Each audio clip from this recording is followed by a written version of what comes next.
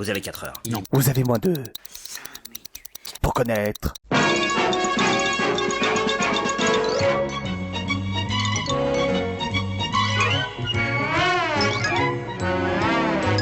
Astérix est une série de bandes dessinées françaises créée le 29 octobre 1959 par le scénariste René Goscinny et le dessinateur Albert Uderzo. Il s'agit certainement de la bande dessinée française qui a eu le plus de succès dans le monde, mais pour en savoir un peu plus, il faut retourner dans les années 50.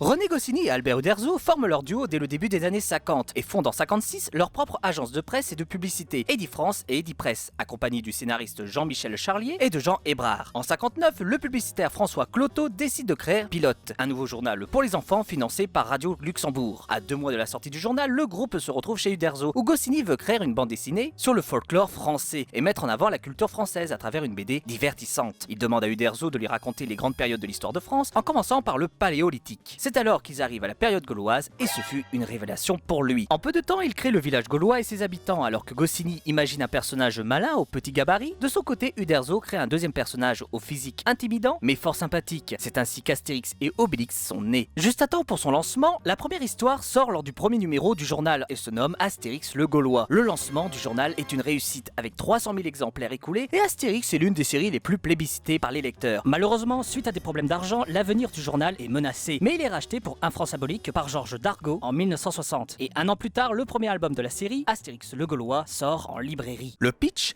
en 50 avant Jésus-Christ, toute la Gaule est occupée par les Romains.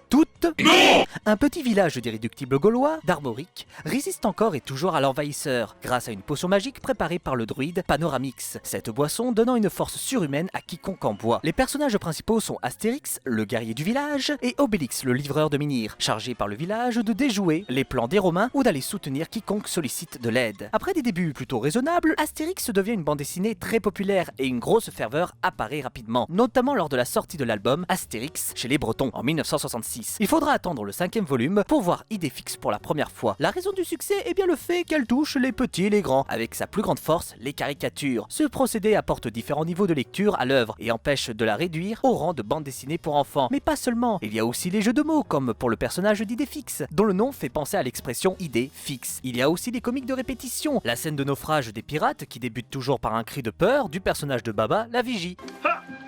Gogo! Les gogos! Les gogos!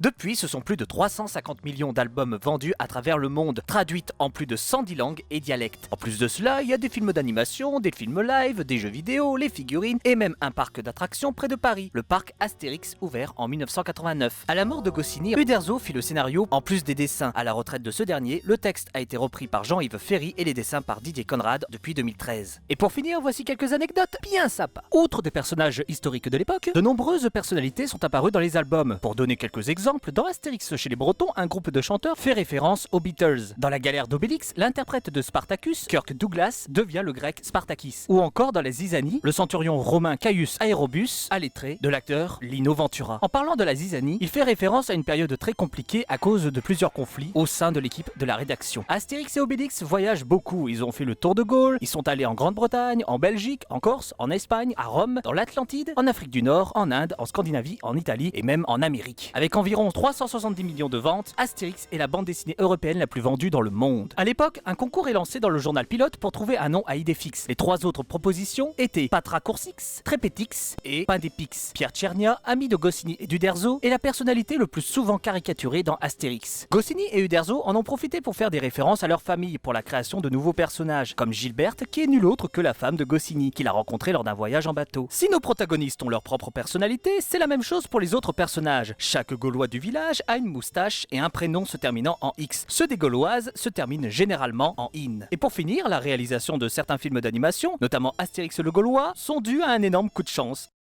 Impossible me direz-vous? Et pourtant, dans les années 60, Jean Dejoux, un chercheur à la RTF, présente à Goscinny et Uderzo sa création, le procédé de l'animographe. Sauf que Georges Dargaud, le directeur du journal Pilote, aime ce procédé et démarre en 67 l'adaptation de l'album Astérix le Gaulois. Alors vous allez me dire, mais c'est quoi le problème? Eh bien, il fait l'adaptation sans en informer les 2 auteurs. Ces derniers ne découvrent le film que lors d'une projection privée, mais ne sont pas convaincus par la qualité artistique du film et ont même pensé à le détruire. Mais le projet étant trop avancé, il ne s'oppose pas à sa sortie en salle. Le film est un succès avec avec 2 415 920 entrées. Mais Goscinny et Uderzo proposent à Georges Dargaud qu'ils superviseraient eux-mêmes la réalisation d'un second volet. Et c'est ainsi qu'on aura le droit à plusieurs films d'animation, mais aussi les films live. Est-ce qu'on peut dire que... Il était fou ce Georges Dargaud.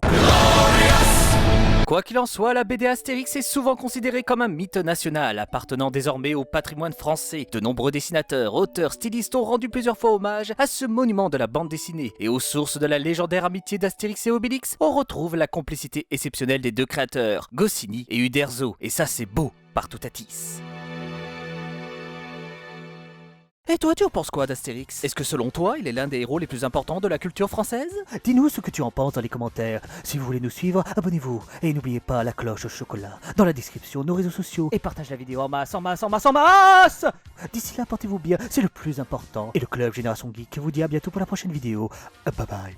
Astérix est là.